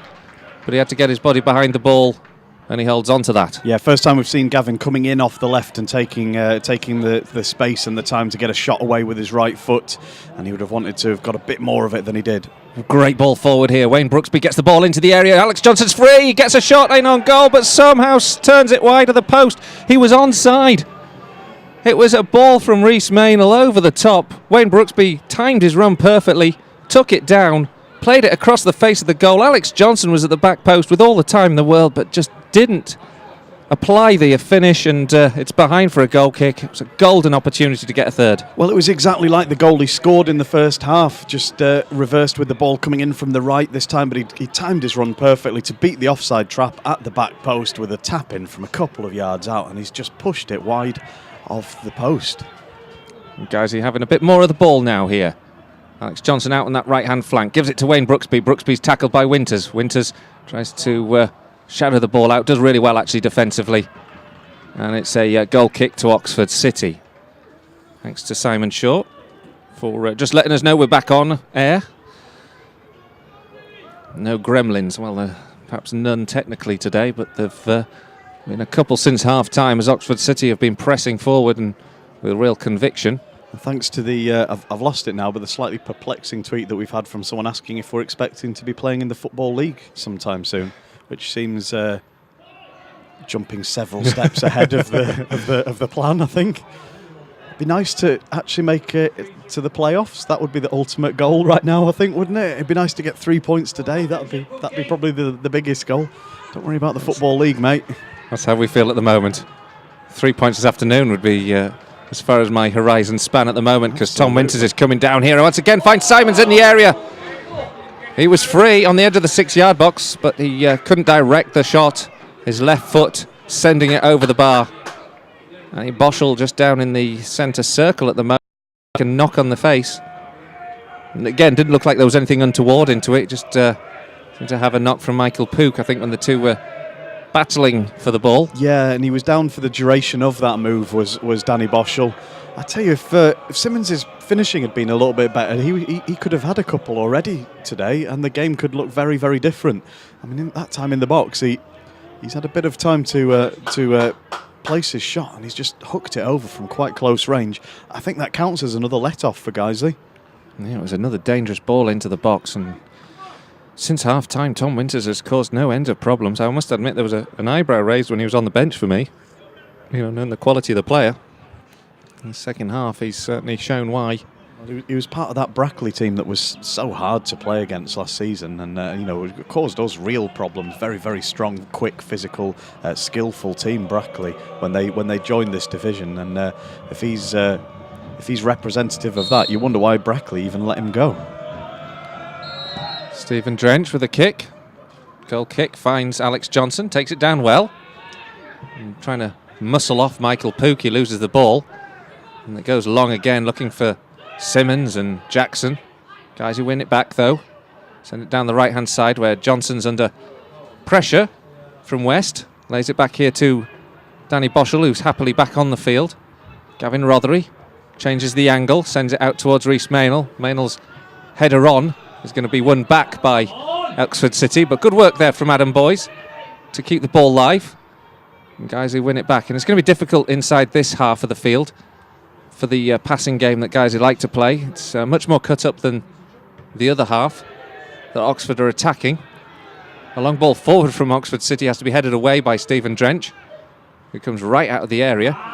And now Wayne Brooksby robs West of the ball, goes forwards towards the edge of the 18-yard box, drives the ball in towards the goal. It was an awkward angle for Brooksby to get a shot away with. He had two players across in a more central position. In the end, his shot goes wide and it's a goal kick. Only ever had eyes for taking the shot there, Brooksby, with Johnson to his left and Boys arriving at the far post next along to his left. You wonder whether maybe he made the right choice there, but he running straight at goal obviously backed himself with the shot from distance and just didn't quite get enough of it to give it the strength and accuracy it needed to test the keeper. Let's not forget Oxford City have been in wretched form in the last week or so. 2 4-0 defeats, Leamington and Telford. Telford perhaps you would expect. Leamington will have been more disappointing. we've got a bit of a stop at the moment. The referee is dashing down the tunnel. And whether he forgot to go at half-time or what, we don't know. But at the moment... He's just having a word with one of the stewards. Sorry, Colin, he's just having a word with one of the ground staff. I don't know quite what's happening here. We can't really see where he's gone and what he's doing from the angle where we're sat. But we're going to have a couple of moments pause. Just a referee returns back on the field. Well, I can see the steward he was talking to, and he's walking down the side of the ground towards us now. So we'll just wait and see where he heads. Maybe he's been asked to go and have a word with some of the fans or something. Maybe have a word with us. Yeah, we're certainly not adding to the atmosphere, are we? Can you stop those two prattling on? Yeah. Now, Oxford City pick up the ball. Winters out on the left-hand side. Crosses in field. Blocked by Andy Holdsworth. Shout for handball. It's cleared up towards Alex Johnson. Johnson skips past West. He's pulled back but keeps going. Adam Boyce charging forward. Gavin Rothery on the right-hand side. Rothery now towards the touchline. Can he get the ball across into the area? It takes an awkward bounce. Johnson recovers enough of his footing to try and get hold of it. But the awkwardness of the flow of the ball on that field makes it difficult for Guiseley to get a clean pass through and goal. And Oxford can recover. Winters can play it long. Up towards Simmons. Simmons and Parker doing battle. Simmons wins the physical battle this time. On the edge of the 18-yard box. Lays it back out here to Winters. Winters can cross this one in towards the back post. In the end, it's over all of the Oxford attackers that were in the area. It's picked up, though, by Schofield on the other side. His cross is blocked, but it falls kindly here for Leroy to return the ball into the area. And Winters at the back post can get a cross back in across the face of the goal. And I'm sorry, I was calling Stonehouse Schofield, wasn't I? And in the end, Oxford City play the ball forward up towards the 18-yard box, and there's an offside decision taken. It's good that once again we've seamlessly covered that, though. Tried to do it silently. I'll like confess pros. my errors. Well, don't think anything too exciting is happening behind the goal. One of the stewards, I think it might just be that traffic cone that they've got behind there that they were sort of holding over the fence to shout at Stephen Drench through. I don't think they were causing any harm with it. Guys are now chasing down the ball. Stonehouse does well to track back and ensure the ball goes out, as Adam Boyce was chasing. And it's a throw-in down by the corner flag for Guiseley. And we lead 2-1 still in the second half. There's been plenty of chances for the home side since the break, and Guiseley have had a couple. But the real thrust of the game has been in Oxford's favour since the break. Guiseley were 2-0 to the good. But a quick-fire penalty immediately after conceding the second was saved, but Jackson followed through and got the goal back. Guiseley now with a throw-in inside Oxford's half. They don't make any headway with this ball. And then Caden Jackson's fouled by Gavin Rothery. And Oxford City have a free kick inside their own half. Jackson goes down for a moment to feel his ankle. Not an awful lot of goals that we're hearing about in the second half this far of Skrill North, and there's not one here either. 62 minutes gone. It's still Guiseley who lead by 2-1. Wayne Brooksby and Alex Johnson scored the goals in the first half. Caden Jackson with that goal back, who's just doing his laces up at the moment. And here at Marsh Lane, Oxford City have looked very threatening in the second half since the introduction of Tom Winters after the break. Yeah, they have. They completely changed the way they were trying to use their wide men, and Stonehouse on the right and Winters on the left has been far more dangerous. Stonehouse with a shot from distance as the ball fell kindly for him on the edge of the D. Blocked. Guiseley get the ball away, looking to release Alex Johnson. He can't win the header, but Adam Boyce wins the second phase. Now Guiseley move forward here. Wayne Brooksby can't get the ball in control in the centre of the field. It's cleared, headed on by Hall, but picked up again by that man Winters, who goes for another surging run down the left-hand side. There's players ahead of him. He plays it in nicely towards Simmons, headed back by Hall. And Maynell, in fact, it was who got the final touch. and safely into the hands of Stephen Drench. Yeah, really nice header back by Reece Maynell. Read the situation perfectly. Slipped now, sorry there by Leroyd, but there's an offside flag against Wayne Brooksby, but Leroyd slipped there. Wayne Brooksby was looking to get on the end of the ball. It's very difficult down this end of the pitch. The surface is firm enough to play on, but because there's not an awful lot of grass holding the surface together, I think one or two players are finding when they plant their feet that it can come away from underneath them. It's very uneven as well, an even surface as well, right through the centre of this part of the field. But Oxford have come out better in the second half and found it easier to attack and play much more passing football, whereas in the first half they were going very direct with every ball. Maybe playing to the conditions. Yeah, it was all long ball when they were playing towards that end, just hoping for knockdowns from Simmons, like you say. But in the second half, much keener to use the wide areas. Long ball from the goalkeeper, Matt Bullman. The target man this time unable to control the ball. Schofield it was. Stonehouse even. Don't know what I've got going on there. And he's gone out for a throw-in. It's Connor Hobson. I know, it's Connor Hobson too. Gavin Rothery with the ball on the halfway line. He's fouled by Darren Mullings. Taken quickly by Jake Lawler. Good ball out here to Wayne Brooksby, and Brooksby stands on the ball. Loses his footing. This will be defended, but that was a brilliant ball there from Jake Lawler. Great anticipation, great positional play from Wayne Brooksby. Control very disappointing. Attack turns into defence very quickly in this game. The ball long towards Simmons. Hall intercepts this time. Picked up though now by Darren Pond. Captain can't keep it in play, but does win his side a throw-in. Yeah, now that I'm looking for it, this back three from Oxford City, it's not a formation we see very often in English football at all. And they're having to communicate well between the three of them back there, because guys, they've got so many players who can get into an attacking position. It's not just Boys and Johnson, but obviously Rothery and Brooksby as well. And between the three of them, they're doing a good job in the second half. Well, from the throw, Guiseley cleared, sent the ball down the right flank. Alex Johnson caused enough of a problem for Dan West to force the Oxford City defender to hit touch with the clearance. And now Guiseley have a throw, about level with the penalty spot, which we're in no hurry to take at the moment. And Guiseley just need to get things underway, according to Simon Barrow. They are taking this very pedestrianly. Yeah, there's been some long pauses for set pieces, and not just Guiseley ones, but Oxford City ones as well. Just robs the game of any momentum that it builds up when you stop for a few minutes at a time like this. But it's given them an opportunity for the home side to make a change.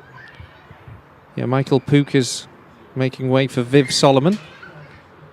Let's see if that might be a tactical change. Solomon just taking a position on the edge of the area here. Guiseley will have a throw about level with the penalty spot on the right-hand side as they attack the Oxford goal. And eventually, it looks like we're going to get back underway after the linesman on that far side finally gets back into position. And Andy Holdsworth will take this throw that we've been long waiting for. And to no great avail after all of that. It's cleared, and it's going to be another Guiseley throw down this right-hand side, midway through the Oxford half. Played towards Johnson, who's under tremendous battle with Dan West, but he's got past him into the area.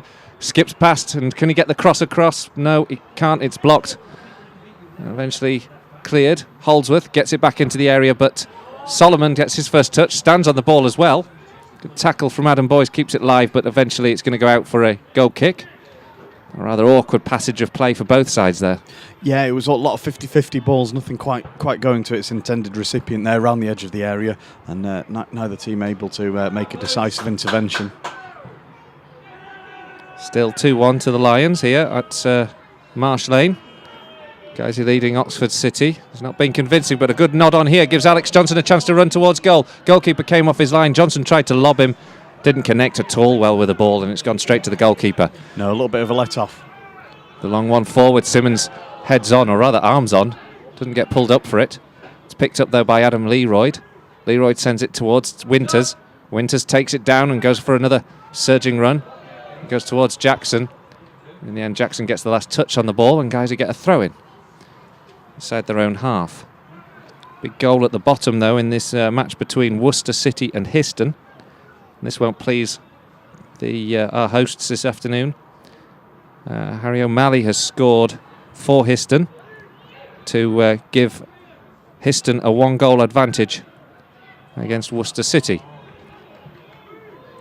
Guiseley meanwhile fight and get the ball out from their right back position up to the halfway line. Gavin Rothery and Wayne Brooksby combining on the halfway line. Picked up now by Danny Boschel. Boschel just gets ahead of Mullings. Keeps the ball ticking over in midfield. Gives it to Wayne Brooksby. Brooksby sends it out wide here to Rhys Maynell, who's still 40 or 50 yards from goal. Sends it back here to Danny Boschel. Boschel plays it long up towards Adam Boys, who just crafted out a couple of yards for himself on the edge of the D, but couldn't control the ball. Guiseley now pick it up again down this right hand side. Alex Johnson, he's got Boys to aim for. Taves the ball against the Oxford City defender. Shout for handball, nothing given. Shot comes in from Jake Lawler, blocked. Second chance here for Danny Boschel on the edge of the D. Tries to run through the Oxford City defence. Not surprisingly, robbed of possession. Oxford City can counter-attack now here with Solomon, the substitute, down the right hand side. He's got bodies in the box in the shape of Simmons, blocked by Parker. Jake Lawler steps across. Very cool defending from Guiseley. Up towards Danny Boschel. Boschel controls, gives the ball to Wayne Brooksby. Boschel just calming things down in that midfield. And Guiseley collect themselves and play the ball very well, although they're still in their own half, before Boschel plays one forward towards Gavin Rothery. Rothery can't control, but does earn a free kick. And rather frustrating one, I'm sure, from Oxford City. I'm not convinced by that one, but we'll take that a couple of yards away from the centre circle. Just in the last few minutes since the last substitution, Oxford have gone to a flat back four now with Stonehouse is playing at right back and Dan West has just pushed out to left back, but they've just taken that to a four. But neither of the full backs now are venturing forward at all out of formation, so they're lining up as a very flat defence. 20 minutes to go. Guiseley lead by 2-1. Tough second half though here at Marsh Lane. They have a free kick though, the Lions. It's floated in by Brooksby. Headed over by Parker. Goal kick. And it's just calmed down a little bit in the last few minutes. Not so many frights for Guiseley as they were in the first 10 minutes after half-time, when it was real heart-and-mouth moments for the visiting fans. Long clearance from the goalkeeper. Jake Lawler does well to win it from Simmons. Simmons complains. To no avail though. Guiseley pick it up with Boys. Boys doesn't do anything with that ball. And Oxford City can recover. Brackley are now 4-0 up at Bradford Park Avenue. Miserable afternoon for Avenue. Good one for Brackley. Not sure that's a good scoreline for Guiseley though. Oxford City still trailing by 2-1 here. Now having to defend a little bit more than they were in the opening periods of this second half. Goalkeeper now forced into a clearance.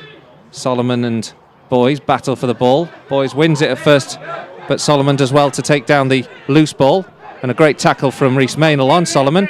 Wins possession back for Guiseley, but there's a little space out here on the field.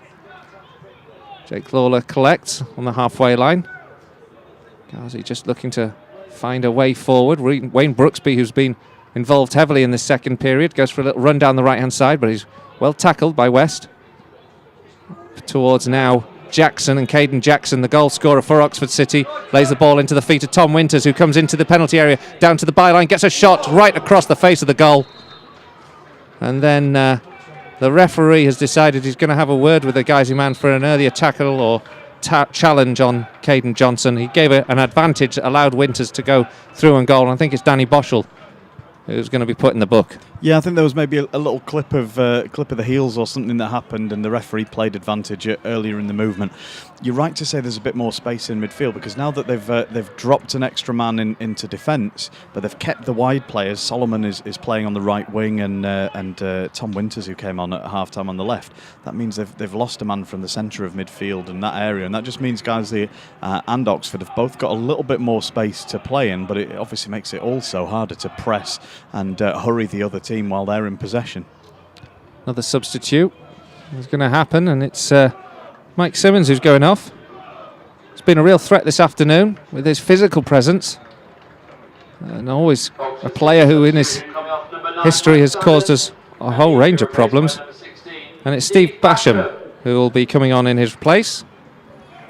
So Guiseley have a different threat in the form of Steve Pasham to deal with in the last, well, I reckon 17 minutes or so of this game, and as of yet, the Lions have made no changes to this starting lineup.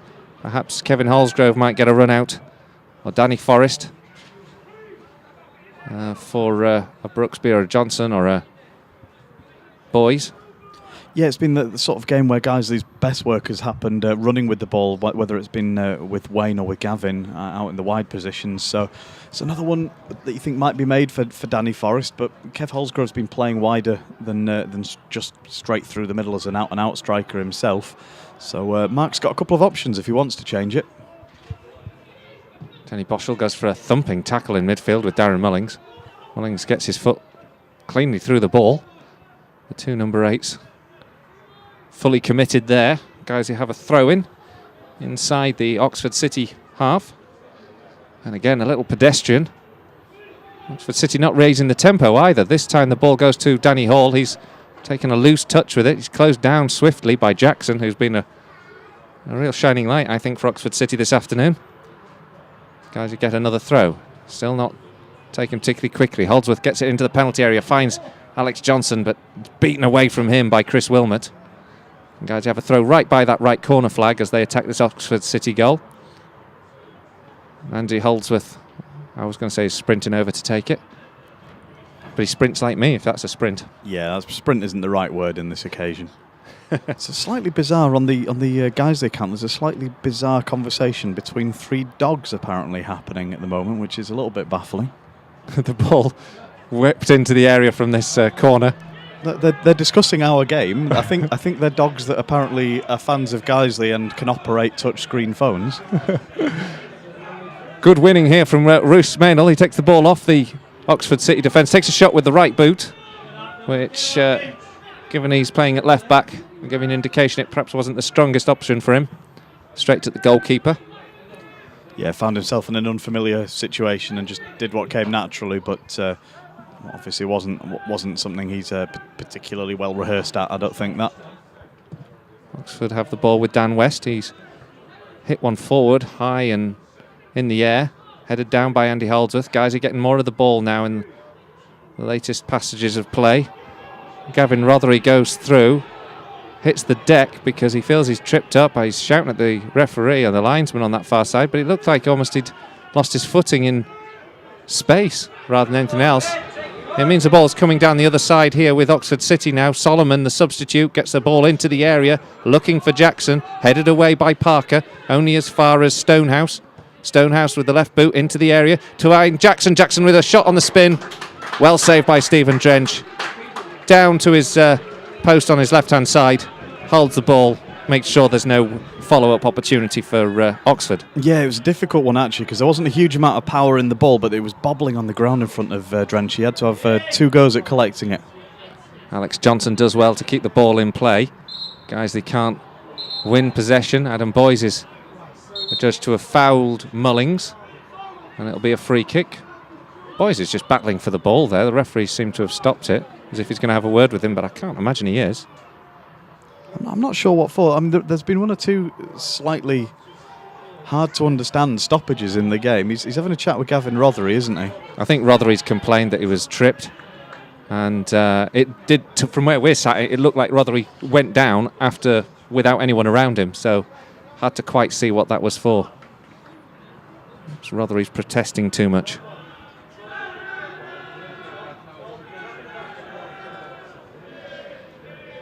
"77 minutes gone. Still Oxford 1, Guiseley 2. Oxford have a free kick in their own half. Taken down by Wayne Brooksby, though, very comfortably. Plays the ball forward, finds Adam Boyes inside the Oxford half. Boyes tries to spray the ball out towards Gavin Rothery on the right flank, and in doing so, Oxford intercept and find Tom Winters, the substitute, who has been a danger in the second half. He plays one into the area with pace. It's blocked by Danny Hall. Gavin Rothery battling to keep that in on the right-hand side. Can't do so.